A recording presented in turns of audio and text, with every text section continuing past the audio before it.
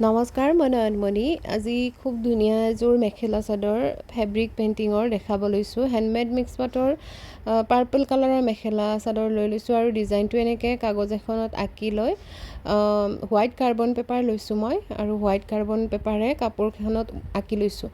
আৰু হোৱাইট কাৰ্বনখন এইকাৰণে লৈছোঁ কাৰণ কাপোৰযোৰৰ কালাৰটো বহুত বেছি ডাৰ্ক হয়, ডাৰ্ক পাৰ্পল হয়। আপোনালোকে ইয়াতে অকণমান ব্লু টাইপ দেখিছে চাগে। আৰু মই ফুলকেইটা হোৱাইট আউটলাইনাৰে মানে আউটলাইন কৰি লৈছোঁ, কাৰণ মানে আউটলাইনকেইটা পিছত ধৰিব নোৱাৰি মানে ফেব্ৰিক কালাৰখিনি কৰি দিয়াৰ পিছত। সেইকাৰণে আগতীয়াকৈ এইটো আউটলাইনাৰ কৰি দিলে ফেব্ৰিক কালাৰ কৰিলেও মানে চিনটো থাকি যায়।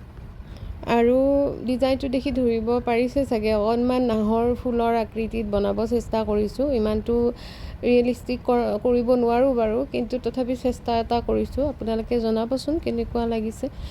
আৰু কাপোৰযোৰ কৰা আচলতে ভালেকেইদিন হ'ল। মই আচলতে ভিডিঅ' এডিটিং কৰিবৰ মানে হেলা বুলিয়ে ক'ব লাগিব, হেলাতে দিয়াই নাই, মানে কি যে হ'ব। ইয়াৰ পিছত মই ফেব্ৰিক কালাৰ হোৱাইট কালাৰটো লৈছোঁ। যিহেতু ডাৰ্ক কালাৰ কাপোৰ হয়, হোৱাইট কালাৰটো কৰি ল'বই লাগিব। চবখিনি ডিজাইনটোত মানে চবখিনি ঠাইত হোৱাইট কালাৰটো কৰি ল'বই লাগিব, তেতিয়াহে বেলেগ কালাৰ কৰিলে ভালদৰে ফুটি উঠিব। আৰু মই ভিডিঅ'টো যিমান পাৰোঁ স্পীড কৰিয়ে দিছোঁ, কাৰণ কিয় বেছি দীঘলীয়া হ'লে আপোনালোকে ভিডিঅ'সমূহ চাব টান পায়, আৰু ইউটিউবত খুব কম ভিউ আহে আজিকালি, সেইকাৰণে দিব মানে মনে নাযায় ভিডিঅ'সমূহ। তথাপি আৰু দিয়া হয়, নিজে যিহেতু কষ্ট কৰি এযোৰ কাপোৰ কৰা হয়, ইয়াতে সাঁচি থোৱা হয় আৰু তেনেকৈ। আৰু এনেকৈ কাপোৰখিনি কৰি লোৱা মানে ফুলত কালাৰখিনি কৰি লোৱা হোৱাৰ পিছত মই মানে হোৱাইট কালাৰটো শুকোৱাৰ পিছত ইয়াতে বেলেগ কালাৰ এটা কৰিম এতিয়া। আৰু বেলেগ মানে নাহৰ ফুলটো বগাই থাকে বাৰু, বগাটো মই দুবাৰ কৰিব লাগিব ফুলটো, তেতিয়া স্পষ্ট হ'ব। আৰু পাতত মই গ্ৰীণ কালাৰটো মানে লাইট গ্ৰীণ কালাৰটো ব্যৱহাৰ কৰিছোঁ, কেমেলৰ এক্ৰিলিক কালাৰে হয়। আৰু ইয়াতে ব্ৰাছ লৈছোঁ মই 5 নম্বৰ ৰাউণ্ড ব্ৰাছ।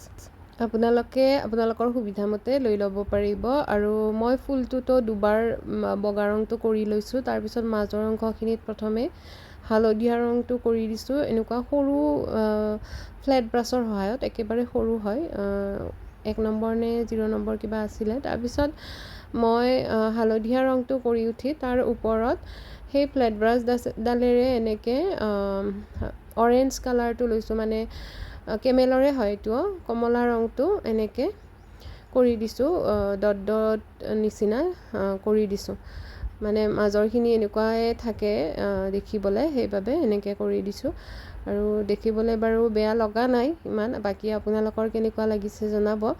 আৰু ইয়াতে মই চিলভাৰ কালাৰৰ গ্লিটাৰটো এড কৰিছোঁ, মানে ছাইডত, আৰু গোল্ডেন কালাৰ গ্লিটাৰটো দিয়া নাই, চিলভাৰ কালাৰৰ গ্লিটাৰেৰে মানে সেয়া কৰি দিছোঁ, আউটলাইনটো কৰি দিছোঁ, 3D আউটলাইনাৰটো। সেইটো বাৰু ভিডিঅ' ৰখা নহ'ল, এইখিনি মাজৰখিনি কেনেকৈ দিছোঁ অকণমান দেখাই দিছোঁ। আৰু এয়া ফুলটো হৈ গ'ল বাৰু। আৰু আপোনালোকক সম্পূৰ্ণ কাপোৰযোৰ দেখাই আছোঁ, এয়া চাওক। গ্লিটাৰখিনি দিয়াৰ পিছত কাপোৰযোৰ এনেকৈ আচলত 4টা, আৰু গোটেই চাইডে ডাঙৰ ফুলটো, লগতে ইয়াতে মাজতো ফুল দিছোঁ মই, লেইজ এটাও লগাইছোঁ। সম্পূৰ্ণ কাপোৰযোৰ কেনেকুৱা লাগিছে জনাব। আপোনালোকৰ এটা কমেণ্টে প্ৰেৰণা যোগায় আগবাঢ়ি যাবলৈ। আৰু যদি কাপোৰযোৰ কাৰোবাৰ পচন্দ হয়, অৰ্ডাৰো কৰিব পাৰিব। মই ব্লাউজ পিছতো হাতত পৰাকৈ ফুল দি দিছোঁ কাপোৰযোৰৰ, আৰু খুব ধুনীয়া এটা মণি লেইজ লগাই দিছোঁ আচলত, মণি লেইজটো লগাই দিছোঁ, আৰু গোটেই ছাইডত এটা এছ টাইপ লেইজ লগাই দিছোঁ। দেখিবলৈ কাপোৰযোৰ আৰু বেছি মানে ধুনীয়া লাগিছে, লেইজটো লগালে বেছিয়ে ভাল লাগে।